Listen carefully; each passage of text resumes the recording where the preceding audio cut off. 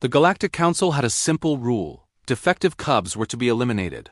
No exceptions, no appeals. It was efficiency, they called it. Mercy, even. Better a quick end than a lifetime of suffering. Arya then thought it was barbaric. She found Kiro in the discard chambers of the Velthran delegation ship, a tiny ball of silver fur pressed against the cold metal wall. His left hind leg was twisted at an unnatural angle, a birth defect that marked him for termination under Velthran law. He couldn't have been more than 3 cycles old, barely past infancy in his species' life cycle. "You're not supposed to be here, human," the disposal technician hissed, his 3 eyes blinking in sequence. "This is internal Velthran business." "I'm making it human business," Arya said, scooping the trembling cub into her arms. Kiro whimpered, his oversized ears folding flat against his skull. "How much?" "Excuse me?" "How much to buy his life?" Arya pulled out her datapad. "I know your species values currency over protocol when convenient. Name your price."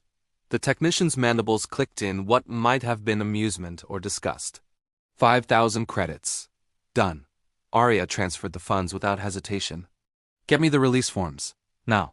3 hours later, Arya sat in her quarters aboard the human diplomatic vessel, watching Kiro devour his 3rd bowl of nutrient paste. The cub had stopped shaking, though he still flinched at sudden movements. His golden eyes, too large for his small face, tracked her every gesture with unnerving intelligence. "You understand me, don't you?" Arya said softly. Kiro's ears perked up. He couldn't speak yet, his vocal cords underdeveloped, but he tilted his head in a distinctly affirmative gesture. "Good, because I didn't save you just to keep you as a pet." Arya leaned forward, her expression serious. "I saved you because I think the galaxy is wrong about your kind. About what strength really means." Over the next solar cycle, Arya became Kiro's entire world. She commissioned a mobility device for his leg, a sleek exoskeleton that let him walk without pain. She taught him human languages, Velthran customs, and the intricate dance of interstellar politics. Most importantly, she taught him that weakness could be strength, that being different wasn't a death sentence. Kiro absorbed everything with startling intensity. By his 5th cycle, he was reading diplomatic treaties. By his 8th, he was correcting Arya's translations. By his 12th, he was sitting in on actual negotiations. His silver fur now streaked with the darker markings of maturity, his modified leg moving with fluid grace. "The Velthrans will never accept me," Kiro said one evening, his voice a low rumble. They were preparing for the Centennial Summit, the most important diplomatic gathering in the galaxy. "To them, I'm an abomination that should have died." "Then prove them wrong," Arya replied. "Show them what they threw away." The summit was held on the neutral station of Kepler-7, a massive construct orbiting a dying star. Representatives from 57 species gathered in the Grand Chamber, a space so vast it had its own weather system. Arya and Kiro entered together, and the whispers began immediately. "Is that a Velthran?"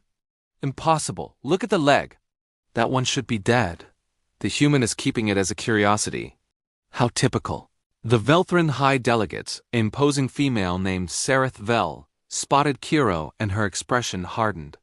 "Human Ven," she said coldly. "You bring shame to this assembly by parading that ... mistake." Kiro stepped forward before Arya could respond. "High Delegate Vel," he said, his voice carrying across the chamber with unexpected authority. "I am Kiro, diplomatic attached to the human consortium. I was indeed born defective, condemned by your laws. But I stand here today not as a mistake, but as evidence of your species' greatest failing." The chamber fell silent. "You discard what you deem imperfect," Kiro continued, limping deliberately toward the center of the room. His exoskeleton hummed softly. "But perfection is not strength. Adaptability is. The ability to see value where others see waste. That is true intelligence. Humanity understands this. They are not the strongest, not the fastest, not the longest lived. Yet they dominate because they refuse to accept that anything is beyond redemption." Sareth Vel's fur bristled. "You dare lecture us on—" "I dare because I have earned the right," Kiro's eyes blazed. "For 3 cycles, I have studied every treaty your people have signed. Every negotiation you have bungled because of your rigid adherence to tradition. You lost the Arcturan trade agreement because you refused to negotiate with their matriarchs, deeming them inferior. You nearly started a war with the silicates because you couldn't conceive of a species without biological imperatives. He turned slowly, addressing the entire assembly. I was saved by a human who saw potential where my own people saw only a defect. She taught me that strength comes not from perfection, but from the ability to embrace and overcome our limitations. That is why I propose the Adaptive Accord, a new framework for interspecies cooperation that values diversity of thought, experience, and biology over arbitrary standards of perfection. For a long moment, no one spoke. Then the Arcturian delegate, a crystalline being who rarely involved herself in political discussions, chimed in with a sound like ringing bells. The Velthran speaks wisdom. We endorse this proposal. One by one, delegates from other species added their support. Even some of the more conservative races found themselves nodding. Kiro had done something remarkable. He had turned his own existence into an argument that was impossible to refute. Sereth Vel looked as though she had swallowed acid, but when the vote came, even she could not vote against the tide. The Adaptive Accord passed with unprecedented support. As the session adjourned, Arya found Kiro on one of the observation decks, staring out at the dying star. You did it, she said quietly. We did it, Kiro corrected. He turned to face her, and Arya was struck by how much he had grown, not just physically, but in presence, in confidence. You gave me a chance when no one else would. You taught me that being broken doesn't mean being worthless. Arya smiled, her eyes glistening. I just gave you the opportunity. Kiro, you became the finest diplomat in the galaxy all on your own. Kiro's ears perked forward in the Velthran expression of contentment.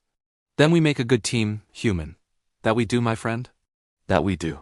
Outside, the dying star pulsed with fading light, and somewhere in the vastness of space, the galaxy became a little bit better for having one condemned cub who refused to accept his fate.